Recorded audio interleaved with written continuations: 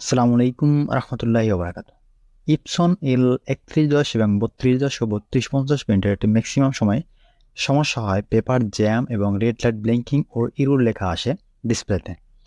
তো আজকের বিষয়টি আমি দেখাবো ইপসন L3110 প্রিন্টার দিয়ে।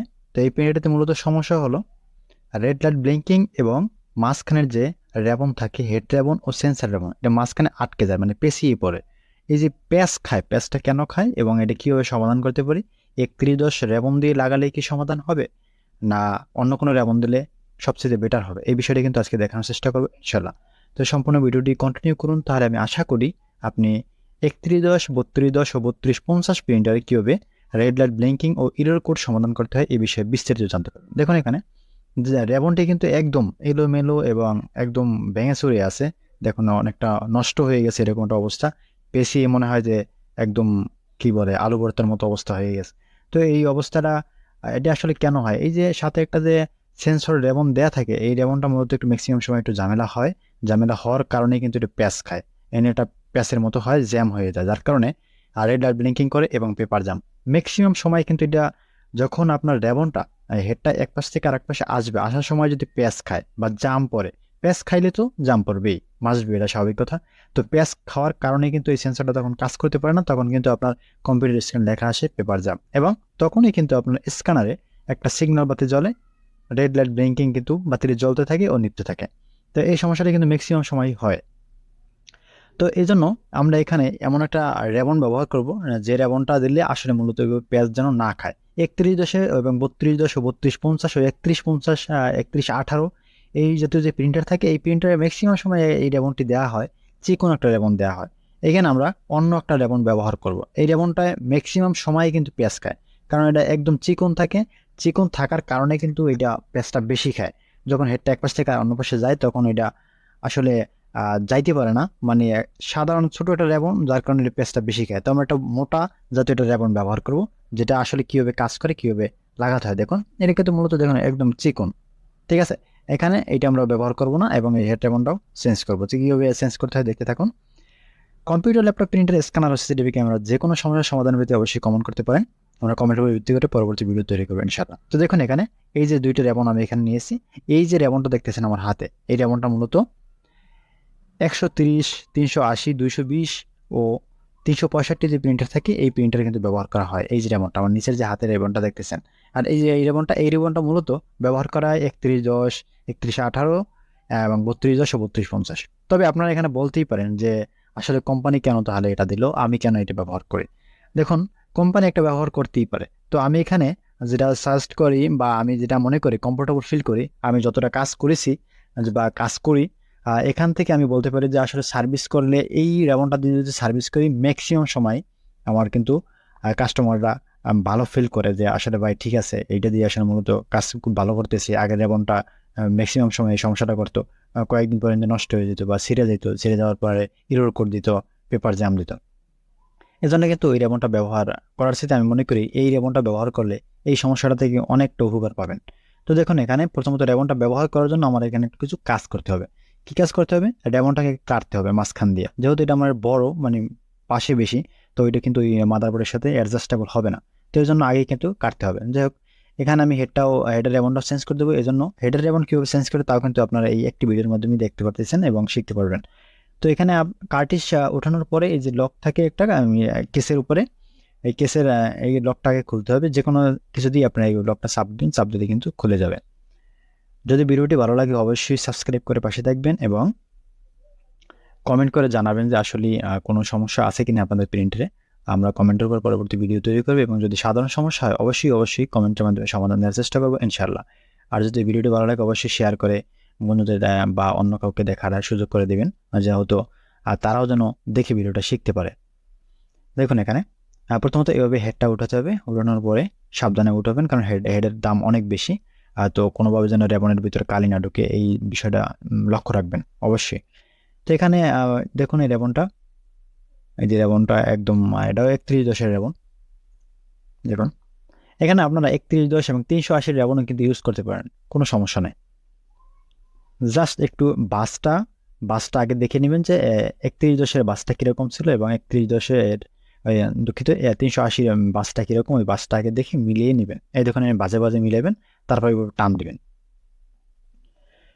এরকম এক ভাই আমাকে কমেন্ট করছিল, তো তাকে দেখার অনুরোধ জানাচ্ছি।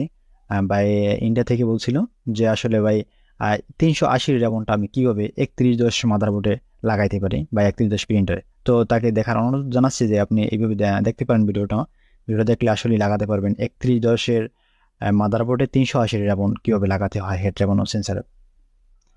যাই হোক, এখানে দেখুন এখানে এই বাসটা কিন্তু আমি দিয়েছে, আপনারা ওই বাসটা আগে দিয়ে নেবেন। বাসটা না দিলে কিন্তু লাগাতে অনেকটাই সমস্যা হবে, কারণ এখানে বাসটা যদি আপনি ঠিকঠাক মতো না দিতে পারেন তখন হয়তো বা দেখা গেছে রেবনটা অনেক বাড়তি হতে পারে বা ছোট হতে পারে। যখন ছোট হবে তখন টান খাবে, টান খাইলে কিন্তু কী হবে, ছিঁড়ে যাবে। তো আবার যদি বাড়তি হয় তখন কী হবে, প্যাচ পড়বে। প্যাচটা যেন না পড়ে এই জন্য বাড়তি বিষয়টা আগে লক্ষ্য করবেন এবং একুরেটলিভাবে লাগানোর চেষ্টা করবেন। প্রিন্টারের কাজ যতটা সম্ভব ধৈর্য সহকারে যদি আপনি কাজ করতে পারেন, আমি আশা করি ইনশাআল্লাহ আপনি সাকসেস হবেন। তো যাই হোক, এখানে 3টে স্ক্রু থাকে, আমি 3টে স্ক্রু লাগিয়ে দিতেছি। প্রিন্টারে আমরা যাবতীয় সমস্যা নিয়ে কিন্তু ভিডিও তৈরি করি। অবশ্যই সাবস্ক্রাইব করে পাশে থাকবেন এবং বেল আইকনটি বাজিয়ে রাখবেন, যাতে করে পরবর্তী ভিডিও আপলোড করার সাথে সাথে আপনার কাছে নোটিফিকেশন চলে যায়। দেখুন এখানে আমার কিন্তু হেডটা লাগানো শেষ।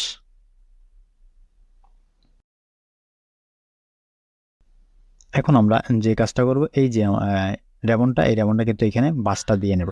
ঠিক আছে, বাস যেহেতু আগে আছে তবু আমরা এখানে একটু বাসটা চাপ দিয়ে লাগাবো এবং এই লকটি লাগাই দেবো। লাগানোর পরে কিন্তু আমরা ভিতরে কাজটা করব। তো দেখুন এখানে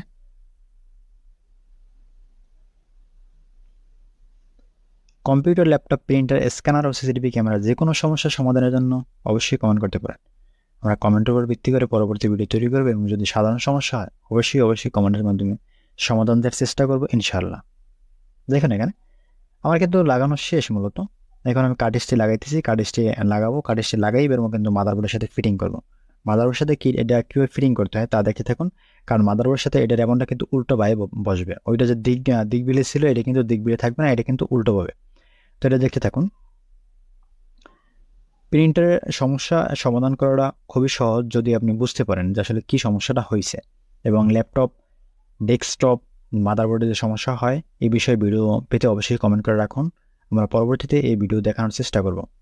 তো দেখুন এখানে এটা কিন্তু সেন্সরটা কিন্তু না করলেও কিন্তু লাগাতে পারেন, এই জন্য আপনাকে একটু কষ্ট করতে হবে।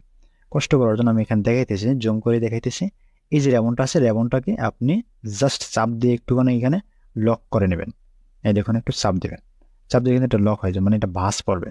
এই বাসটা পড়ার পর এর জন্য আপনি চাপ দিতে পারেন, হাত দিয়ে একটু চাপ দেন বা টুইজার বা অন্য কিছু দিয়ে যেন চাপ দিতে পারেন, এরকম করে নেবেন। তো এখান থেকে সেন্সরটা কিন্তু দেখা যায়, দেখা না গেলেও সমস্যা নাই, যে আপনার হাতের আন্দাজে যে হাতটা আসলে কত দূর গিয়েছে, এই যে আন্দাজ একটা আইডিয়া। হ্যাঁ, তো এই আইডিয়া থেকে কিন্তু আপনি লাগাতে পারেন। তো এইভাবে চাপ দিবেন, চাপ দিয়ে কিন্তু এটা জাস্ট লাগাই দেবেন।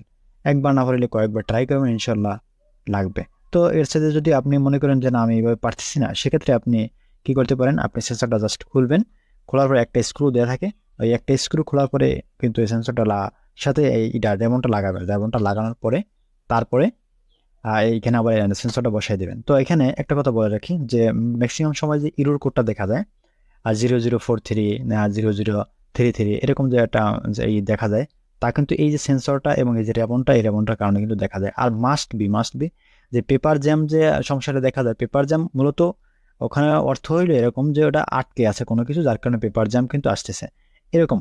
তো পেপার জ্যাম যে আটকে আছে সে কারণেও আসতে পারে এবং অন্য সমস্যার কারণেও আসতে পারে। তাহলে এই যে আপনি সেন্সরটা দেখতেছেন, এই যে সেন্সরের সাথে লাগাই দিয়েছে এবং এই যে রেবনটা লাগাইলাম, এই রেবনটা এবং এই সেন্সরটার মূলত কারণে, এই সমস্যার কারণেই কিন্তু পেপার জ্যাম লেখা আসতে পারে এবং সাইড সেন্সর কারণেও আসে, তা খুব কম। তবে ম্যাক্সিমাম সময় এই সমস্যাটা বেশি হয় যে হালকা একটু সেন্সরটা ডিটেক্ট করতে পারতেছে না, যে সেন্সরটা ইনকোয়ার্টারের কত দূর পর্যন্ত গেল, যে আমার হেডটা মাঝখানে আছে না সাইডে আছে না কিনারে আছে, এই যে ডিটেক্ট করা বিষয়টা, এটা যখন করতে না পারে তখন কিন্তু এই পেপার জ্যাম কিন্তু সমস্যাটা দেখা দেয়। তো দেখুন এখানে এটা লাগানোর পরে আমি আবার কার্টেজটা লাগাই দিতেছি, তারপরে এখানে দেখে নেব যে কতটুকু আছে। দেখুন এটা দুইটা একসাথে ধরার পরে এখানে যে একটা ছিদ্র থাকে, এই ছিদ্র দিয়ে আমরা ভিতরে নিব। অবশ্যই ইনকোয়ার্টার একটু চাপ দিয়ে নিচে নিয়ে রাখবেন, না হয় কিন্তু একসাথে ঢুকবে, ঢোকার পরে কিন্তু সমস্যাটা বেশি হবে। তো যাই হোক, এখানে আমি আবার লকটা আটকে দিতেছি।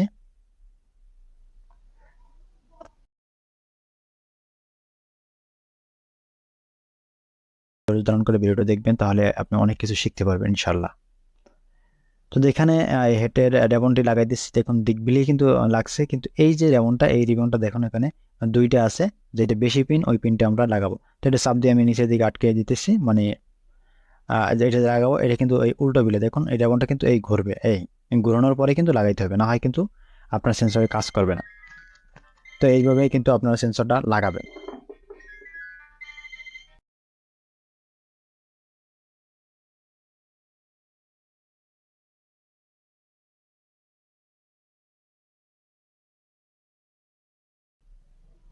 তো এখানে উপরে এই যে কাভারটি থাকে, কাভারটি কিন্তু এইভাবে আটকে দিতে হবে, না হয় কিন্তু পেপারটি টানবে না।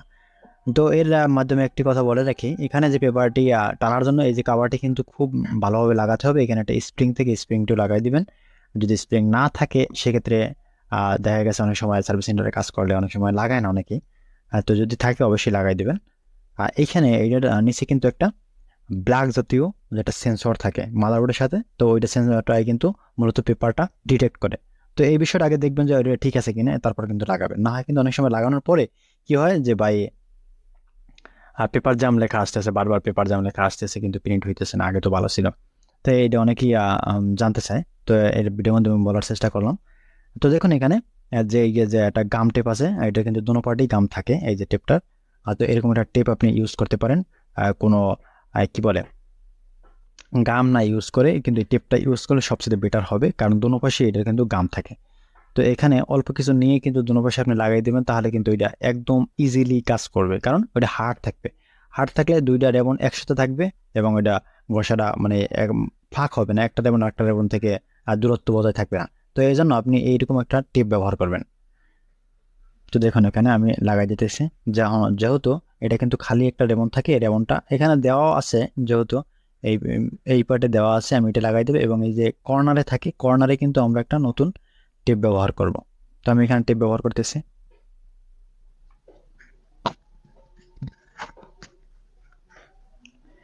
ভিডিওটি বড় হতে পারে, অবশ্যই ধৈর্য ধারণ করে ভিডিওটি দেখবেন। আমি আশা করি ভিডিওটি দেখলে আপনি অনেক কিছু শিখতে পারবেন।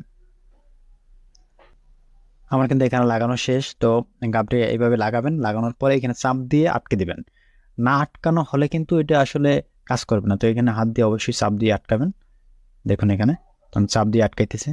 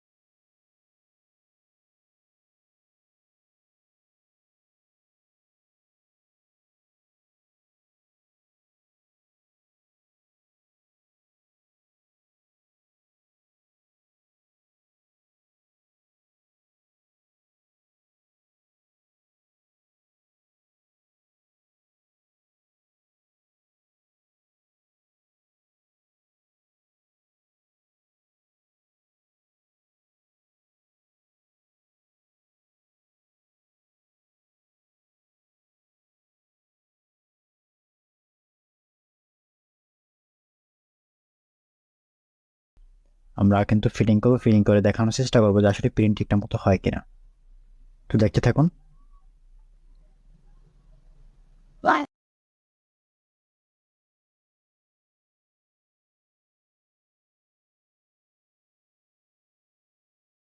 সমাধান পেতে অবশ্যই কমেন্ট করতে পারেন, আর কমেন্টের উপর ভিত্তি করে পরবর্তী ভিডিও তৈরি করবে। এবং যদি সাধারণ সমস্যা হয় অবশ্যই কমেন্টের মাধ্যমে সমাধান দেওয়ার চেষ্টা করবো। আপনি যদি উপকৃত হয়ে থাকেন অবশ্যই ভিডিওটি শেয়ার করে দিবেন, কারণ আপনার একটি শেয়ারের মাধ্যমে আপনার একটা বন্ধু বা ভাই শিখতে পারবে, ও জানতে পারবে কীভাবে এটা সমাধান করতে হয়।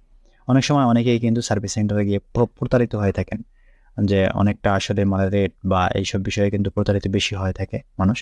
তো অবশ্যই অবশ্যই সঠিক তথ্য জানার জন্য আমাদের ভিডিওটি দেখতে পারেন প্রতিনিয়ত, এবং শেখার জন্য, শেখার যদি উদ্দেশ্য থাকে অবশ্যই যে কোনো মানুষই কিন্তু শিখতে পারেন। আপনি যদি সার্ভিসিংয়ের কাজ করেন তাও শিখতে পারেন, এবং যদি আপনি সাধারণ জনতা হয়ে থাকেন, মানে আপনি কাজ জানেন না, তাও কিন্তু আপনি শিখতে পারেন। দেখুন এখানে দোনো পাশে কিন্তু আটকানো হয়ে গেছে। তো এইভাবে আটকে দিবেন যতটুকু দেওয়া সম্ভব। বেশি দিবেন না, বেশি দিলে কিন্তু সমস্যাটা বেশি হয়, বোল্ট হয়ে যায়, মানে মোটা হয়ে যায়। তা মোটা করবেন না কোনো সময়। হালকাভাবে দিবেন। তো কাজ শেষে এখানে আমরা এখন কাভারটি লাগাবো, কাভারটি লাগিয়ে দেখবো আসলে ঠিক আছে কিনা। রকম র্যাবন ও কোনো রকম ইউনিট ছাড়াই। তো এই বিষয়ে বিস্তারিত ভিডিও দেওয়া আছে, অবশ্যই ভিডিওটি দেখে আসুন, তাহলে আপনারা অনেক কিছু শিখতে পারবেন। এবং আরও অন্যান্য ভিডিও দেওয়া আছে, ল্যাপটপ কীভাবে রিপেয়ার করতে হয় এবং ডেস্কটপের মাদারবোর্ড কীভাবে রিপেয়ার করতে হয়, এই বিষয়ে কিন্তু বিস্তারিত ভিডিও দেওয়া আছে। অবশ্যই চ্যানেলটি ঘুরে আসুন, তাহলে আপনারা অনেক ভিডিও দেখতে পারবেন। লেজারদের প্রিন্টের যে সমস্যাগুলো বেশি হয়, পেপার জ্যাম এবং হালকা লেখা আসে এবং লেখা উঠে যায়, এই যে সমস্যাগুলো বেশি হয় এবং বেশি সাউন্ড করে, এইটা কীভাবে রিপেয়ার করতে হয় এই বিষয়ে কিন্তু ভিডিও বিস্তারিত দেওয়া আছে। অবশ্যই জানতে ও শিখতে অবশ্যই চ্যানেলটি ঘুরে আসুন, তাহলে আপনারা অনেক ভিডিও দেওয়া আছে এবং ক্যাটাগরি হিসেবে দেওয়া আছে, আপনি চাইলে সহজেই প্লে লিস্ট থেকে কিন্তু দেখতে পারেন। তো যাই হোক, এখানে আমার প্রিন্টারটি আমি অন করছি, অন করার পরে এখন আমরা প্রিন্ট দেবো কম্পিউটার থেকে। দেখুন এখানে কম্পিউটার থেকে প্রিন্ট দিয়েছি, কিন্তু একদম ইজিলি কিন্তু প্রিন্ট বের হয়েছে।